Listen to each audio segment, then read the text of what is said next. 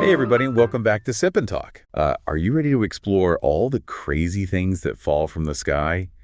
You do not want to miss this one. I think it's safe to say reality is a lot stranger than fiction sometimes. Yeah, you got that right. The inspiration for this deep dive came from our awesome listener, Micky. Oh, cool. He shared a dream he had where everything was raining down from the sky. Oh, wow. Like everything but the kitchen sink. That's a pretty vivid image. People have always been fascinated by things falling from the sky, you know? Totally.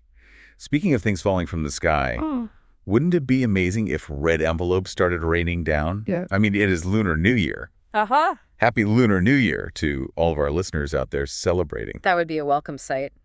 But even without raining red envelopes, I think we have some pretty fascinating and bizarre real-life Skyfall events to explore. All right, let's dive in. Yeah. I got to admit, when I started digging into this topic, I was blown away by the sheer variety of things that have fallen from the sky. Right. We're talking fish, frogs, meat, even reports of blood rain. It's a pretty wild mix. You know, it's interesting to think about how these events have been interpreted throughout history. Yeah. Like, imagine seeing a shower of fish with no scientific understanding of how it could happen. Yeah, I bet they'd be coming up with all sorts of crazy myths and legends to explain it. Oh, absolutely. But let's start with something a bit more down to earth, literally. Okay.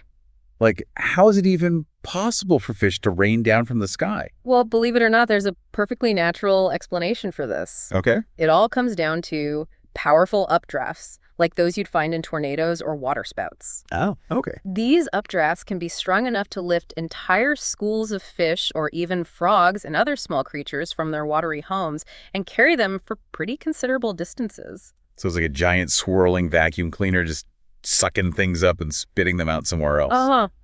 That's a pretty good analogy. And the thing is, these updrafts can be incredibly powerful. We're talking wind speeds that can exceed 200 miles per hour, so it's no wonder they can lift and transport relatively heavy objects. Okay, that makes sense. But I gotta say, the image of fish hurtling down from the sky is still pretty wild. Yeah.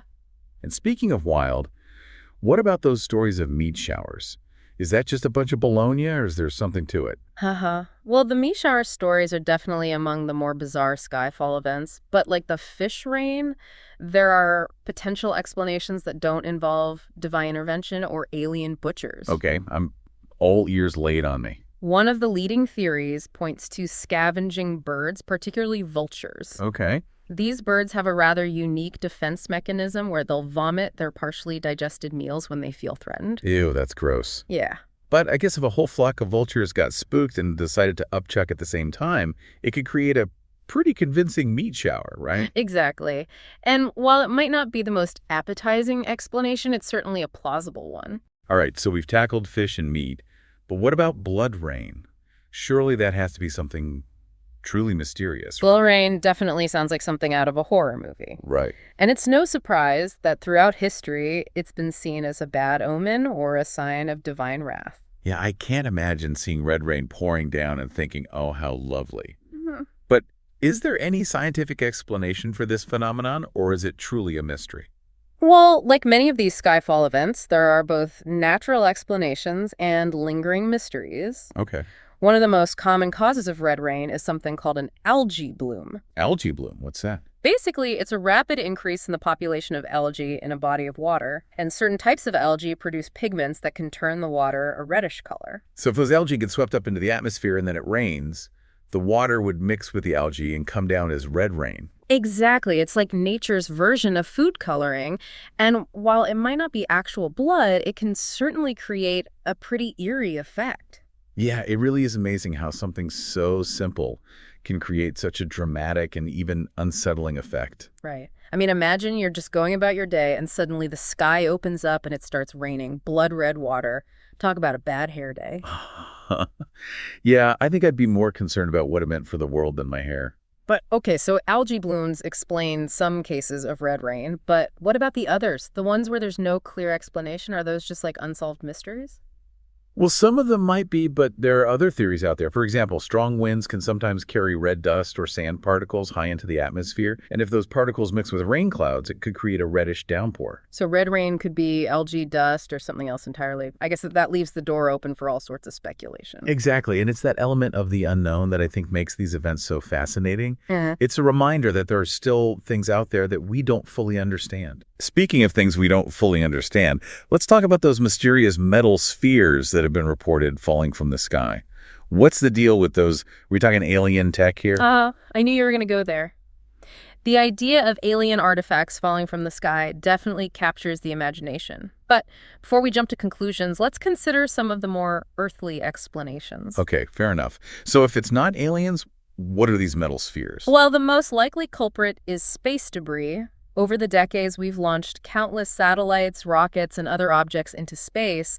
And as these objects orbit the Earth, they can collide with each other, creating fragments. So you're saying these metal spheres are just bits and pieces of old satellites and rockets falling back to Earth. It's kind of disappointing. I know it's not as exciting as alien technology, but think about it. We've been launching stuff into space for over half a century. It's inevitable that some of it is going to come back down eventually. True. But even if it's just space junk, it's still pretty cool to think about something falling from space and landing right here on Earth. It makes you realize just how connected we are to the cosmos. It really does. And it also makes you wonder what else might be up there just waiting to make a surprise appearance in our atmosphere. Okay, now you're getting me all intrigued again. So aside from space junk, are there any other explanations for these metal spheres, or are some of them still unexplained? There are definitely some cases where the origin of the spheres remains a mystery.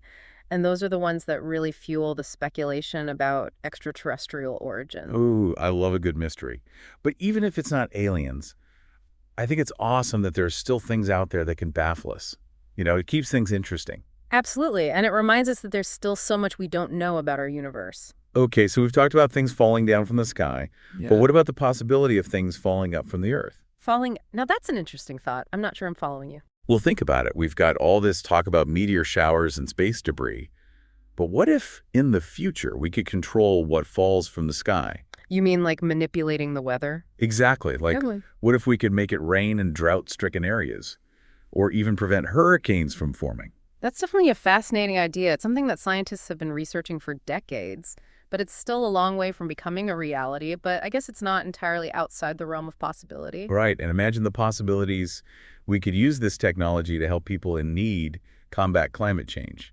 The possibilities are endless. I can see your imagination running wild. And while the potential benefits are definitely exciting, it's important to consider the potential risks as well.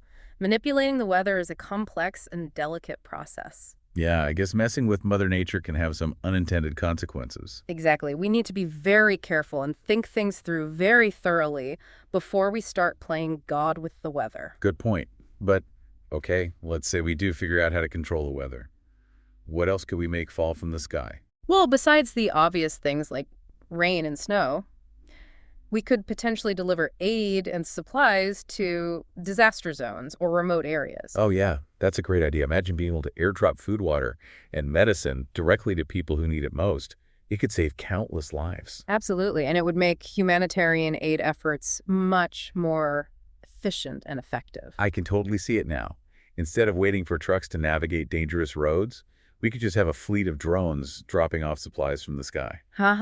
You've got quite the vision. And, it's not that far-fetched drone technology is advancing rapidly, and we're already seeing drones being used for deliveries in some parts of the world. So maybe one day we'll have pizza drones dropping off our favorite pies right to our doorstep. Now that's a future I can get behind. But, okay, enough about the future. Let's bring it back to the present. We've been talking a lot about the scientific explanations for these Skyfall events, but I'm curious from a psychological standpoint. What do you think is so fascinating about these events, especially the ones that remain unexplained? That's a great question. I think it has a lot to do with our innate desire to understand the world around us. When we see something unusual or inexplicable, it challenges our sense of order and predictability. Yeah, it's like we like to think we're in control, but then something falls from the sky, and it's a reminder that there are forces at play that are much bigger than us. Exactly. And I think that can be both terrifying and exhilarating at the same time. It's like that feeling you get when you look up at the night sky and realize just how vast and mysterious the universe is. It's humbling awe-inspiring, and maybe even a little bit scary. And yet we can't help but be drawn to it. We crave explanations, we search for patterns, and we try to make sense of the chaos. So are you saying that our fascination with Skyfall events is really just a reflection of our deeper desire to understand the universe and our place in it? I think there's definitely a connection there. We're storytellers by nature. We want to make sense of the world around us, even when it seems nonsensical. And these events, whether they're scientifically explained or shrouded in mystery, provide fertile ground for our imaginations. So in a way, it's like each Skyfall event is a little puzzle, a little mystery waiting to be solved. And whether the answer is mundane or extraordinary, it's the process of seeking that answer that makes it so compelling. Well said. It's about the journey of discovery, the thrill of the unknown, and the endless possibilities that lie beyond our current understanding. Wow. I don't know about you, but my brain is like officially overflowing with all things Skyfall. We've covered everything from fish and frogs to meat and blood to fireballs and metal spheres. It's been a wild ride. It really has. And we even ventured into the future, imagining the possibilities of controlling the weather and using the sky as a delivery system. Right, like pizza drones dropping off our favorite pies. I'm here for it. Uh-huh.